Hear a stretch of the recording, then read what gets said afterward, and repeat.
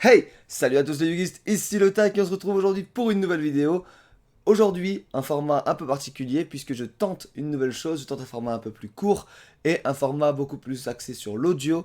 Vous pouvez le regarder en même temps, je mets les cartes qui expliquent ce que je raconte et vous pouvez également écouter cette vidéo en faisant totalement autre chose. Le but c'est vraiment l'audio avant la vidéo, mais la vidéo vous permet également de mieux comprendre ce que je raconte. Donc j'espère que ce format vous plaira. N'hésitez surtout pas à me dire ce que vous en pensez dans les commentaires ou sur mes réseaux sociaux. Je vous remets les liens juste ici, histoire de le faire avant la vidéo et que vous soyez tranquille pour tout à l'heure. Et moi je vous dis bonne vidéo. Salut tout le monde, bon jeu.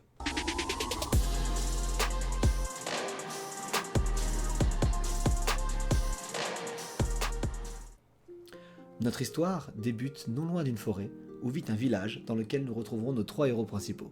La première, Ib, la grande prêtresse, défend son village grâce à ses pouvoirs magiques et à son bâton. Le second, Ningirsu, son grand frère, est le plus brave et le plus valeureux des guerriers de leur tribu. Il est également un modèle de bravoure pour son meilleur ami, Oram, qui combat à ses côtés les Mextruosités, ces petites bêtes mécaniques dirigées par les mecs chevaliers. Petite anecdote, Oram récupérera une petite partie de chaque Mextruosité pour améliorer son équipement. Depuis sa plus tendre enfance, Oram a été bercé par la légende du héros du monde. Ce guerrier, censé être capable de rétablir l'harmonie et la paix entre les peuples grâce au pouvoir des reliques du monde. Oram attend donc l'arrivée de ce dernier en combattant les forces menaçant ses proches. Un beau jour, survint de la forêt une petite fée nommée Li qui vint à la rencontre de notre cher Oram afin de lui annoncer qu'il était l'élu pour devenir le fameux héros du monde. Elle lui donna comme quête de retrouver les 7 reliques qui l'aideront à sauver leur monde des mecs chevaliers. Ib, Ningirsu, Oram et Li partirent à la recherche de la première de ces reliques. En suivant la fée jusqu'au cœur de la forêt, ils finirent par découvrir le calice du monde. En chemin, ils firent la connaissance d'Imduk, le dragon gardien de cette relique. Cette relique, une fois son potentiel dévoilé, prit possession du corps de nos héros, les transformant et leur octroyant un pouvoir jusque-là jamais atteint. Li prit également la décision de miniaturiser la relique afin de la confier à Ib, celle qui était le plus à même de la protéger grâce à ses pouvoirs. Nos héros se mirent donc en route en quête de la seconde relique. Sur le chemin, ils croisèrent un énorme essaim de Mextruosités, qu'on appelle également Crawler. Ce peuple de parasites mécaniques serait apparemment sous les ordres des mecs chevaliers qui seraient également leurs créateurs. Ayant l'habitude de les combattre, nos héros se tiennent face à eux, prêts à en découdre. Au loin, on peut observer des rayons de couleur lumineux éclairant de la terre au ciel.